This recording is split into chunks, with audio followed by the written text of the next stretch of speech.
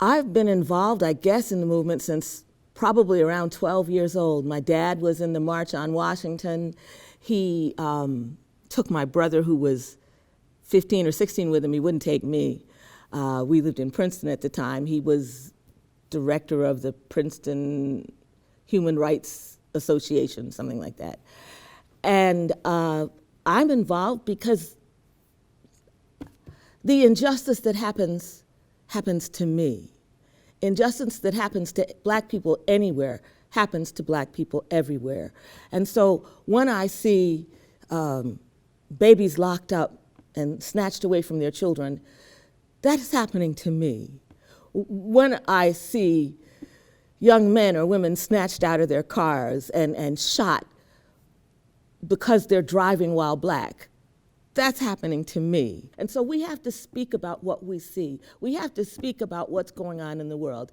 If I don't let you know what's going on, then you won't know. When I'm talking to a particular pastor here who talked to me about white privilege and he didn't really understand it, I said, if I get stopped by the same policeman that you get stopped by, he's going to see first my skin color, even though he says he doesn't, and he'll respond to the fear that all black people are drug addicts or carry guns or are just a little less than. And so we have to speak out about what's going on in the world, and we have to let folks know that all, folks like to say all lives matter, and that's offensive, but all lives matter only if black lives matter too.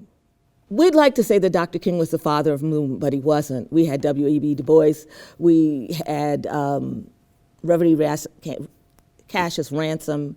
We had a lot of black leaders in the black church. But what Martin Luther King did was articulate in a way that was acceptable to all that there is something happening here that needs to change. What Dr. King did was organize people in such a way that the whole world had to take note. And so he was an ombudsman. He was a change maker in that he was able to speak to all phases of society. He didn't just speak to black people. He didn't just speak to white people. He didn't just speak to rich people or poor people, but he was able to establish a movement that allowed all people to tear the scab off of that Langston Hughes poem that talks about a crusty scab, because it's there, and people like to say, well, it's healing, so we don't have to see it, but it's not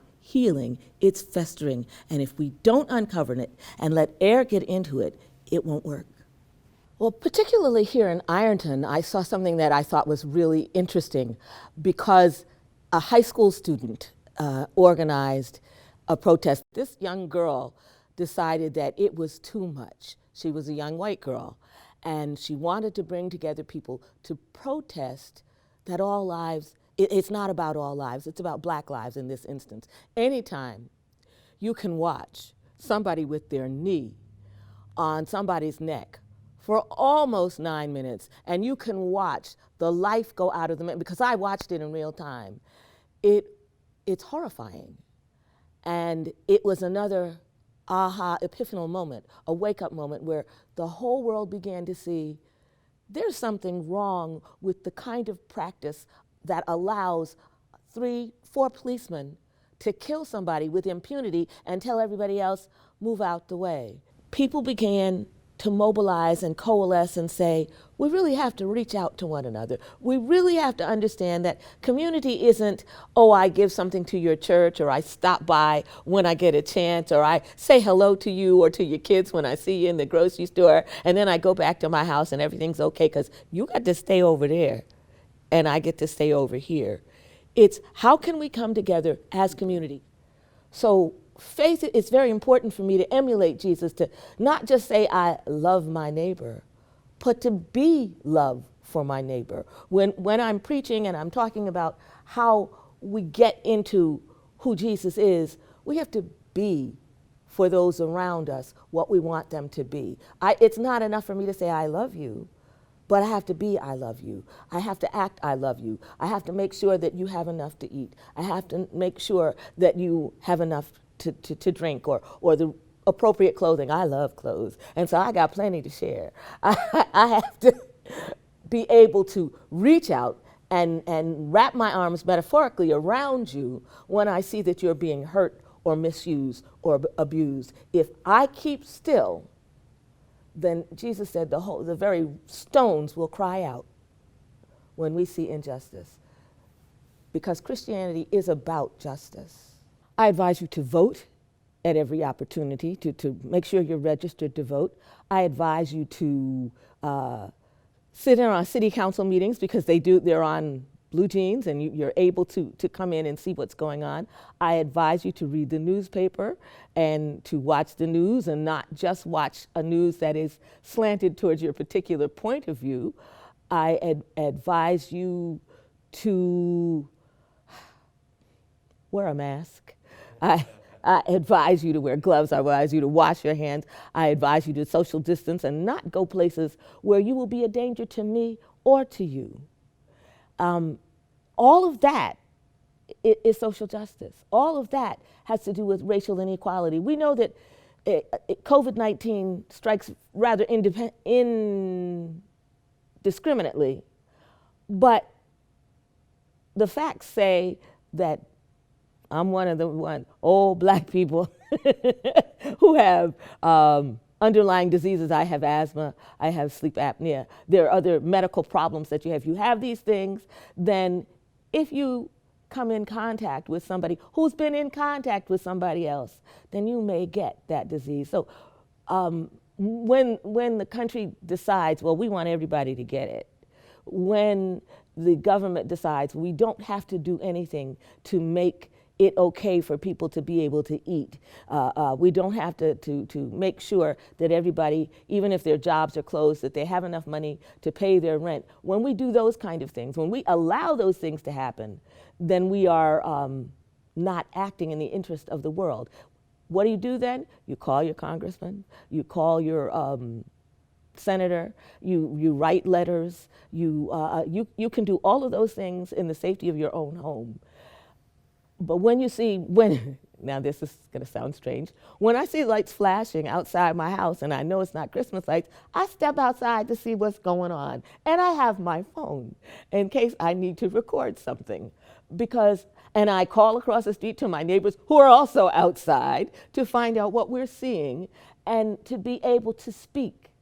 I have established a relationship with, I think, the chief of police, and she came by one day and I was able to ask her from my porch, what's going on? And she told me, you just have to care about what's happening to your neighbor. It might be that somebody has dropped dead, you don't know, or it might be that there's some kind of a police action, but you need to step outside and look and see what's going on and then act. I'm a product of my environment.